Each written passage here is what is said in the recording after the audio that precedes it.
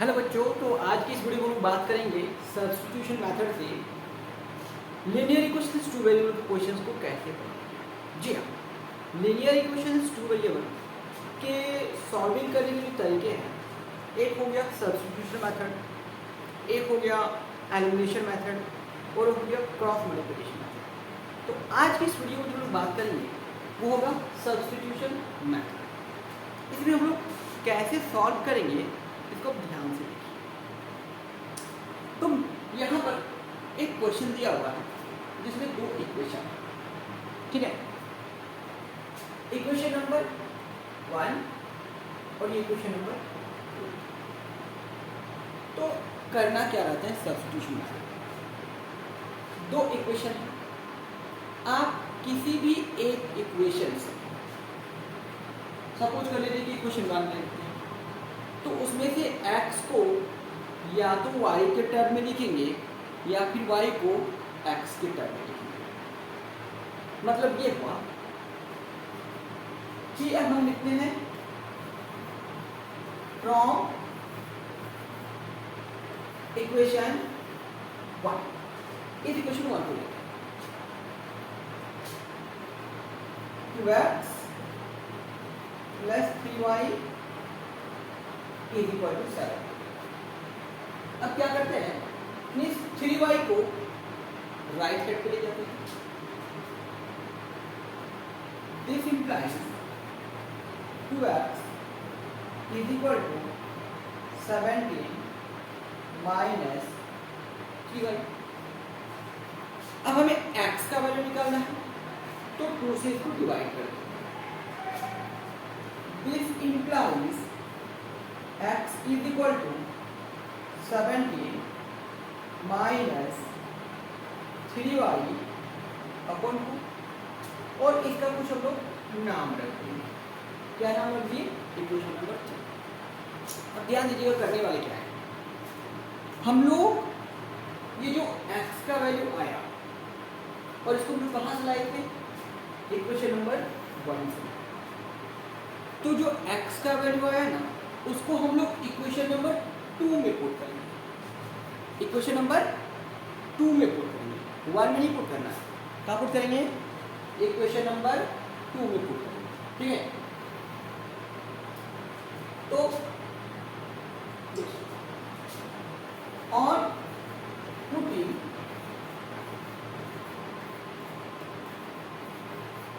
x is equal to 17 minus 3y upon 2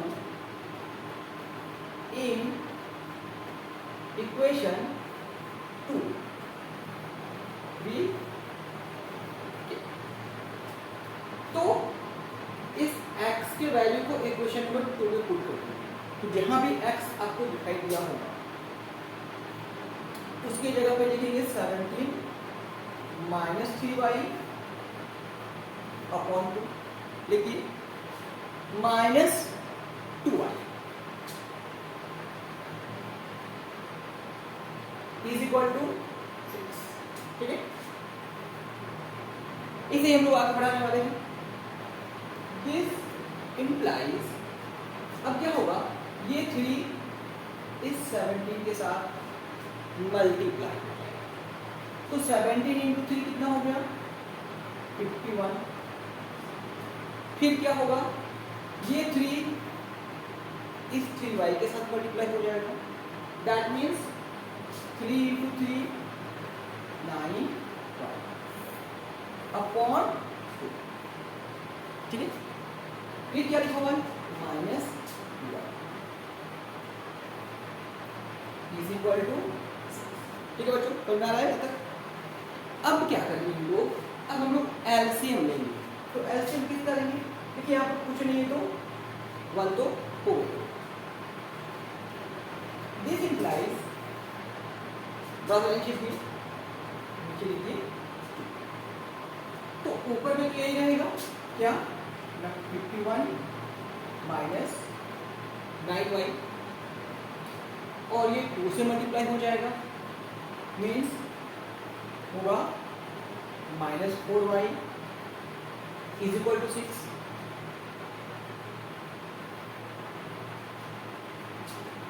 this implies ये हो जाएगा 51।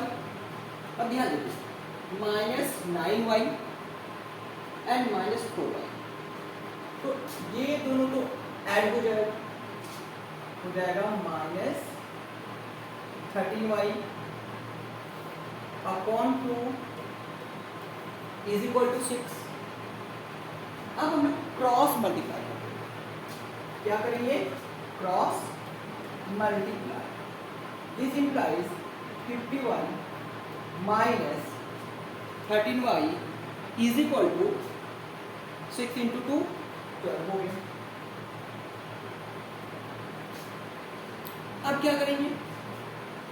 दिस इंप्लाइज माइनस 13y, ये जो 51 है लेफ्ट साइड पे, राइट साइड पे जैसे ही पहुंचेगा माइनस हो जाएगा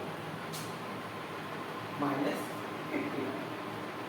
this implies -13y is equal to, अब है कि -12 -51 कितना, तो वैसे तो यहाँ पे माइनस ही होगा। 39 बड़ा नंबर 51 है, उसके पास माइनस का साइन है, इसको माइनस लगाना पड़ेगा। अब यहाँ भी लेफ्ट में भी माइनस है और राइट में भी माइनस है, दिस मीन्स क्या होगा? इस माइनस को दो कैंसिल कर। This implies y is equal to 39 upon 30, और ये 3 बार से कैंसिल आउट होगा, तो y का वैल्यू कितना आ गया? 3। x का भी वैल्यू निकालना है, तो इक्वेशन नंबर 3 में क्या दिया हुआ है ना, x is equal to 17 minus 3y upon 2। देखिए आपको सीधा सीधा बताते हैं, x का जो वैल्यू आया हुआ है वो इक्वेशन नंबर 1 या 2 में आप पुट कर सकते हैं, लेकिन अब इस 3 को ध्यान से देखिए, ये 3 कहाँ से आया हुआ है? ये तो 1 से ही आया हुआ है, तो हम इसी का यूज कर लेते हैं, ठीक है। x is equal to 17 minus 3y, तो यहीं पे डाल देते हैं, पुटिंग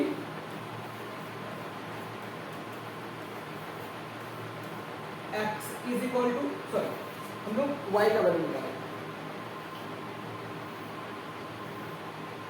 y का वैल्यू 3 आएगा। On putting y is equal to 3 in equation 3, equation number 3 में पुट करना है, तो x is equal to 17 minus 3 into y की जगह पे क्या था? अपॉन 2 इज इक्वल टू, ये हो गया 17 minus 9 upon 2 is equal to 8 upon 2, ये 4 बार से कट जाएगा, तो कितना आ गया? 4। इसका मतलब क्या हुआ? छह लोग जो सॉल्व किए, x का वैल्यू 4 एंड y का वैल्यू 3। अब आप कैसे जानेंगे कि ये जो आपका आंसर है वो सही है या फिर गलत? तो ये वैल्यू को हम लोग 1 में डाल देते हैं, 2 में डाल देते हैं और देखते हैं कि ये राइट वाला टर्म आ रहा है कि नहीं। देखिए यदि x का वैल्यू 4 रखेंगे तो 8 हो जाएगा, y का वैल्यू 3 रखेंगे तो 9 हो जाएगा, दोनों को जोड़ेंगे तो कितना हो जाएगा? 17, मतलब सही है। नीचे में भी वो चेक लेते हैं, फिर यहाँ पे 4 डालेंगे तो 4 3 12 हो गया, माइनस जैसे ही 3 रखेंगे 3 2 6 हो जाएगा, तो 12 माइनस 6 इक्वल टू 6, तो मेरा आंसर ये सही है। तो जो सब्स्टिट्यूशन मेथड है इसमें यही है कि इक्वेशन 1 या 2 किसी में से x या y के वैल्यू को निकाल के किसी दूसरे इक्वेशन में डालते हैं और फिर हम लोग उसको आगे सॉल्व करके x और y का वैल्यू निकालते हैं। तो यही है सब्स्टिट्यूशन